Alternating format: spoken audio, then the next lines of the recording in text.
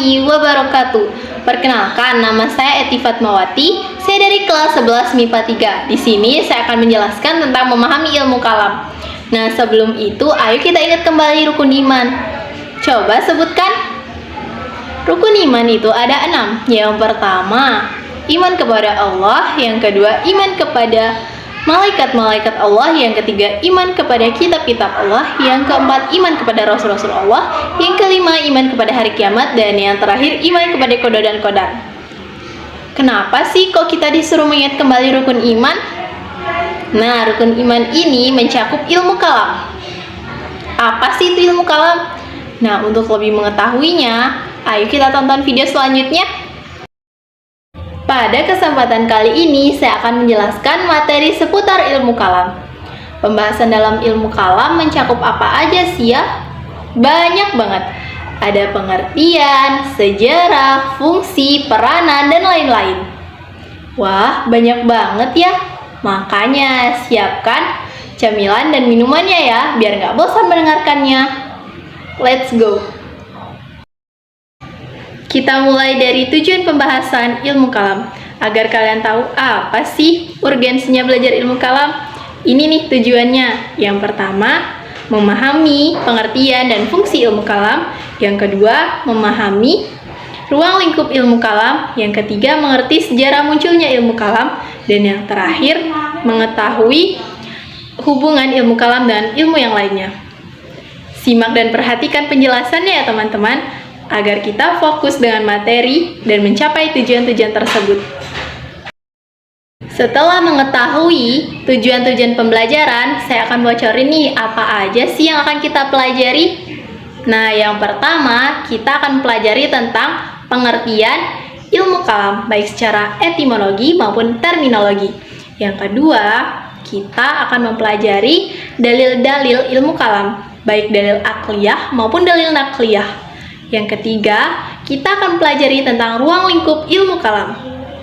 4. Yang tak kalah penting, kita akan pelajari tentang fungsi dan peranan ilmu kalam. Kelima, kita akan mendengarkan sejarah dan kisah munculnya ilmu kalam. Dan yang terakhir adalah kita akan mempelajari tentang hubungan ilmu kalam dengan ilmu yang lainnya, seperti ilmu fikih, tasawuf, dan falsafah. Nah, sekarang kita masuk materi pertama nih, yaitu pengertian ilmu kalam. Apa sih definisi ilmu kalam?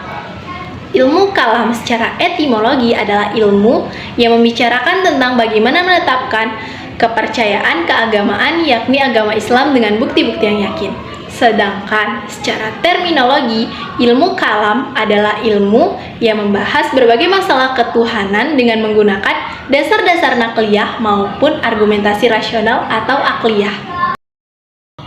Setelah memahami pengertian ilmu kalam, kini kita akan mempelajari tentang dalil-dalil ilmu kalam. Pembagian dalil dalam ilmu kalam dibagi menjadi 2, sesuai dengan pengertian yang telah kita pelajari sebelumnya, yaitu dalil akliyah dan dalil nakliyah. Dalil nakliyah adalah dalil yang bersumber dari Al-Quran atau hadis.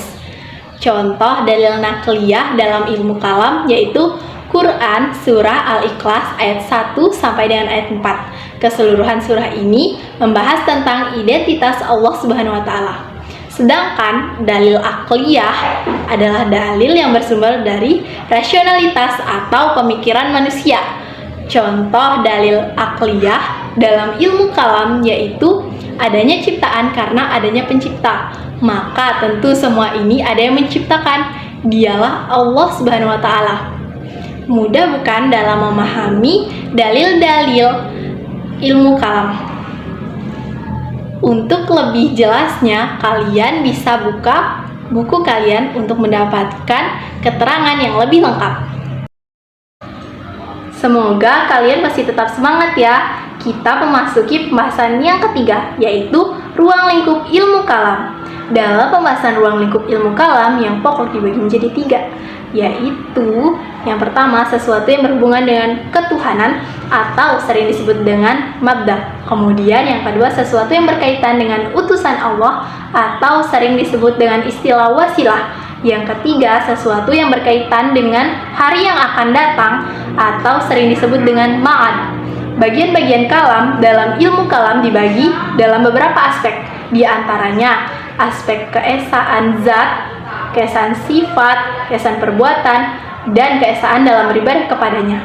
Selain itu, ada pula permasalahan yang bertentangan dengan ilmu kalam, yaitu kemusyrikan, kemurtadan, kekafiran, dan kemunafikan. Wah, nggak kerasa ya, kita sudah memasuki materi tentang fungsi dan peranan ilmu kalam. Kira-kira teman-teman sudah tahu belum apa aja sih fungsi dan peranan ilmu kalam? Fungsi ilmu kalam diantaranya untuk memperkuat akidah Islam dan menolak akidah yang sesat. Selain itu, untuk mengajak orang yang baru untuk mengenal rasio sebagai upaya pengenal Tuhan secara rasional. Selain itu juga untuk menyelamatkan keimanan seseorang dari ketersesatan. Berdasarkan fungsi-fungsi tersebut, ilmu kalam mempunyai peranan dalam kehidupan kita, yakni memahami ajaran Islam. Teman-teman harus tahu nih sejarah kemunculan ilmu kalam. Nah, kalian dengarkan baik-baik ya.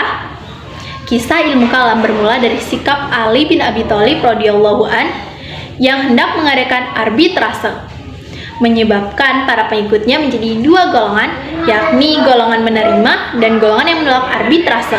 Yang menolak berpendapat bahwa hal tersebut tidak dapat diputuskan melalui arbitrase manusia, namun dengan kembali pada hukum-hukum Allah dalam Al-Quran. La hukma illa lillah, tidak ada hukum selain dari hukum Allah. Mereka menyalahkan Ali dan memisahkan diri dari barisan Ali bin Abi Thalib radhiyallahu an atau kaum Khawarij. Dari kisah tersebut muncullah firqah-firqah Islam yang menjadi cikal bakal perdebatan, di antaranya Murji'ah, Khawarij, Syiah, Qadariyah, dan juga Jabariyah. Sekarang firqah-firqah tersebut telah berkembang menjadi puluhan firqah. Kita sudah sampai di penghujung materi, yaitu membahas hubungan ilmu kalam dengan ilmu yang lainnya. Adakah di sini yang sudah tahu? Coba ayo apa? Ya udah deh, saya lanjutkan ya, biar kalian lebih mengerti tentang hubungan ilmu kalam dengan ilmu fikih, tasawuf, dan filsafat. Pertama, ilmu kalam menjelaskan akidah, sedangkan ilmu fikih menjelaskan tentang hukum agama. Kedua, ilmu kalam tentang ketuhanan, sedangkan ilmu tasawuf menjelaskan hubungan Tuhan dengan makhluknya. Yang ketiga, ilmu kalam menjelaskan tentang ketuhanan, sedangkan ilmu filsafat membuktikan secara intelektual. Mungkin ini saja yang bisa saya jelaskan. Mohon maaf apabila ada kata-kata yang salah. Semoga video ini bermanfaat ya bagi kalian. Wassalamualaikum warahmatullahi wabarakatuh.